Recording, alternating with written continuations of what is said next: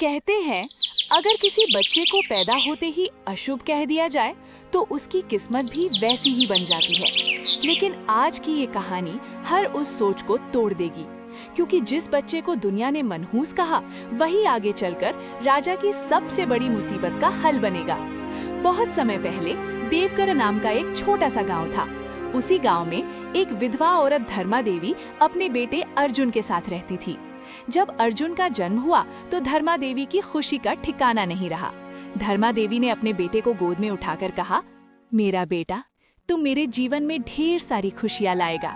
लेकिन किस्मत को कुछ और ही मंजूर था। अर्जुन के जन्म के कुछ ही दिनों बाद उसके पिता का देहांत हो गया। गांव में बातें फैलने लगी, देखा, बच्चा पैदा हुआ और पिता मर गया, ये बच्चा अशुभ है। धीरे धीरे लोग अर्जुन से कतराने लगे। कुछ ही समय बाद परिवार वालों ने माँ बेटे को घर से निकाल दिया। धर्मा देवी अपने बेटे को लेकर दूसरे गांव रामपुर चली गई। वहां दोनों ने बड़ी मुश्किल से एक छोटी सी झोपड़ी बनाई।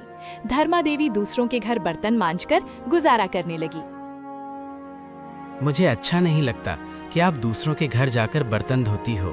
तो फिर क्या करूं बेटा? क्या मैं आपके साथ चलकर आपकी मदद नहीं कर सकता? नहीं बेटा, मैं दूसरों के घर बर्तन धोती हूँ, वहाँ तो क्या करेगा? और वैसे भी तेरी किस्मत में बड़ा आदमी बनना लिखा है। माँ, फिर वही बात, मेरे जैसे अशुद्ध इंसान के नसीब में राज कैसे लिखा हो सकता है? बेटा, माँ का दिल कभी गलत नहीं बोलता। तू देखना, एक दिन तू बहुत बड़ा आदमी बनेगा। इतना कहकर धर्मा देवी काम पर चली जाती है और समय अपनी रफ्तार से आगे बढ़ जाता है। इसी तरह दिन बीतते गए, महीने गुजरते गए और देखते ही देखते 10 साल बीत गए। अब अर्जुन 20 साल का हो चुका था। एक दिन धर्मा देवी की तबीयत अचानक बहुत ज्यादा खराब हो गई। माँ, आपको क्या हो गया है? ना आप ठीक से खा रही हो और ना ही बुखार उतर रहा है। माँ, पिताजी की तरह आप भी मुझे छोड़कर तो नहीं चली जाओगी ना? धर्मा देवी कुछ बोलना चाहती थी, लेकिन वो कुछ भी नहीं बोल पाई। कुछ ही दिनों बाद धर्मा देवी का देहांत हो गया। अब अर्जुन इस दुनिया में पूरी तरह अकेला रह गया था। माँ को खोने के बाद वो जैसे तैसे अपना गुजारा कर रहा था। एक दिन अर्जुन को अपनी माँ का लिखा एक पत्र मिला। प्रिय अर्जुन, लगता है मेरे पास ज्यादा समय नहीं है, इसीलिए मैं तुझे एक जरूरी बात बताना चाहती हूँ। बेटा, तेरा विवाह बचपन में ही हो चुका था, जब तू सिर्फ 5 साल का था। क्या मेरी शादी और मेरी पत्नी कौन है? माँ ने मुझे पहले इसके बारे में क्यों नहीं बताया? तेरा विवाह मेरी सहेली की बेटी के साथ हुआ था। वो राजनगर राज्य में रहती है। उसका नाम मालती है। जब तुझे ये पत्र मिलेगा तब तक मैं इस दुनिया में नहीं रहूंगी, इसलिए बेटा तू अपनी पत्नी को अपने घर ले आना। लेकिन अपनी यात्रा में मेरी एक बात हमेशा याद रखना, रास्ते में जहाँ भी रात हो जाए वहीं रुक जाना और अगली सुबह ही आगे बढ़ना। मेरा आशीर्वाद हमेशा तेरे साथ है।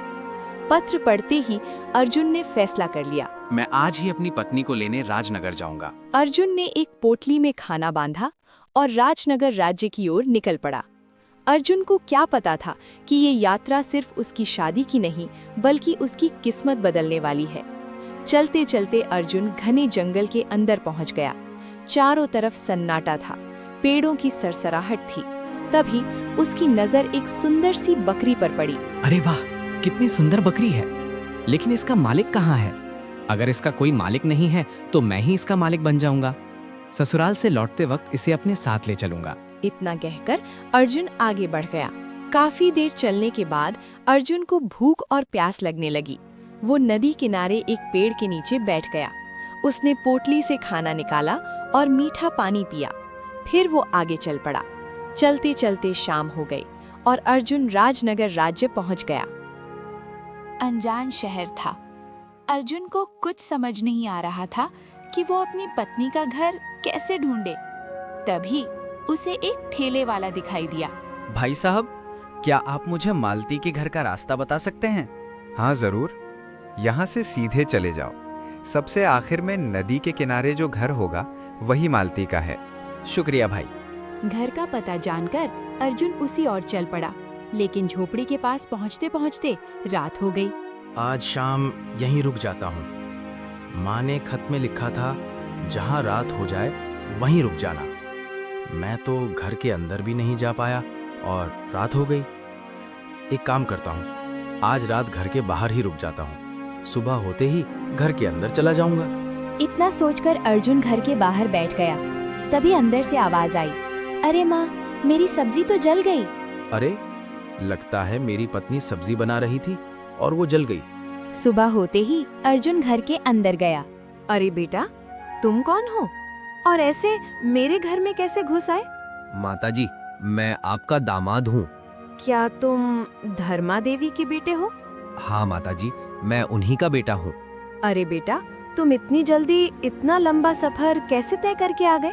माताजी, मैं तो यहाँ कल ही पहुँच गया था जब आपकी बेटी की सब्जी जल गई थी। ये सुनते ही शांति देवी के चेहरे पर हैरानी फैल गई। अरे बाप रे, मेरे दामाद जी तो बहुत होशियार हैं। इन्हें ये सब कैसे पता चला? उसे लगा ये कोई साधारण इंसान नहीं, बहुत ज्ञानी है। दामाद जी, आप आराम कीजिए। बेटी, दामाद जी की खातिरदारी करो। इतना कहकर शांति देवी गांव की ओर निकल गई।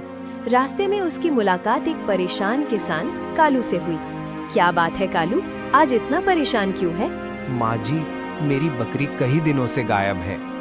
घर में पत्नी ने जीना मुश्किल कर दिया है। तू परेशान मत हो कालू, मेरे दामाद जी बहुत बड़े ज्ञानी हैं। वो तेरी बकरी जरूर ढूंढ देंगे। मजाक मत करो माँ जी, अगर ऐसा है तो मैं जरूर आपके दामाद से मिलूंगा। थोड़ी देर बाद कालू अर्जुन के पास पहुंचा।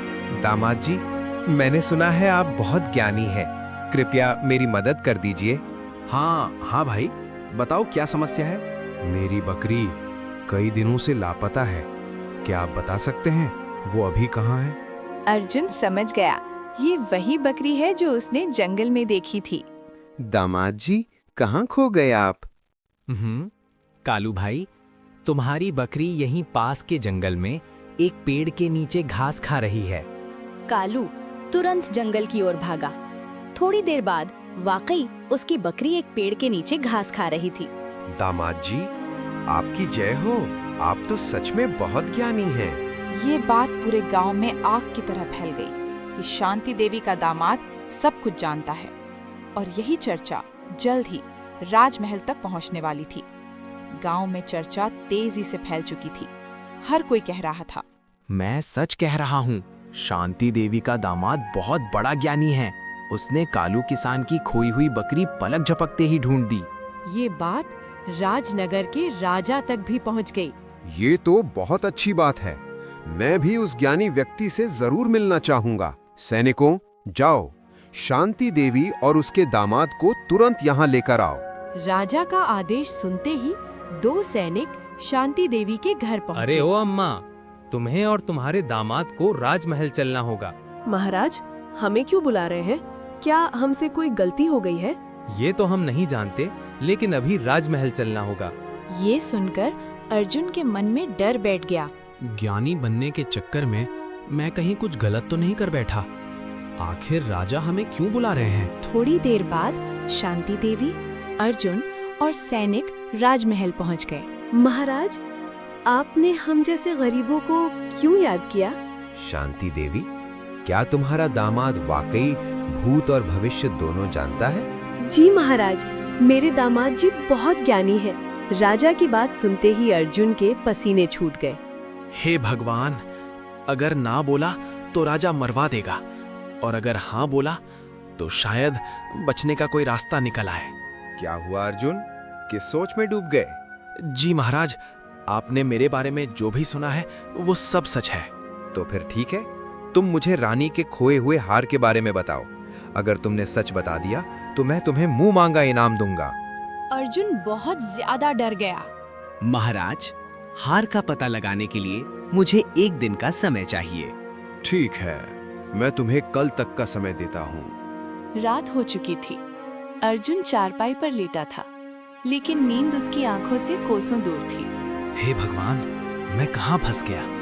कल तो मरना ही है, कम से कम आज की रात चैन से सो लूं। सपना, अब तू आ भी जा। सपना, अब तू आ भी जा। ये आवाज पास ही रहने वाली औरत की कानों में पड़ी। उसका नाम था सपना।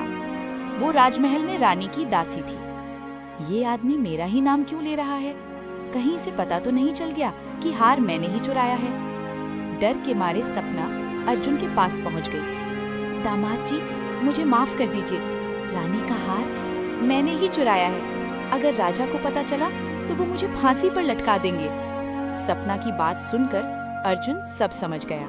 डरो मत सपना, मैं तुम्हें बचा सकता हूँ, लेकिन एक शर्त पर। बताइए दामाद जी। अगर तुम हार मुझे लौटा दोगी तो मैं तुम्हारा नाम राजा के सामने नहीं लूंगा।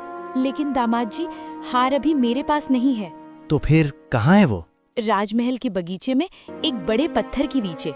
ठीक है, अब जाओ, लेकिन कसम खाओ आज के बाद चोरी नहीं करोगी। मैं कसम खाती हूँ। अगली सुबह राजा के सैनिक फिर से अर्जुन को लेने आए। कहो अर्जुन, क्या तुम्हें हार के बारे में कुछ पता चला? जी महाराज, हार महल के बगीचे में एक बड़े पत्थर के नीचे दबा हुआ है। राजा के आदेश पर सैनिक बगीचे में गए और सच में हार वहीं पड़ा था।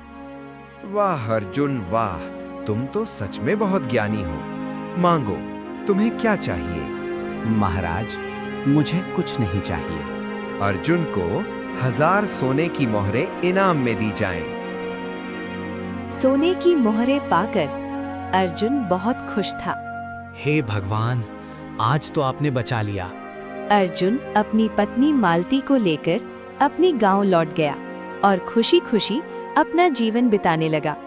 जिसे दुनिया अशुभ कहती है, अक्सर उसी के हाथों किस्मत सबसे बड़ा खेल खेलती है।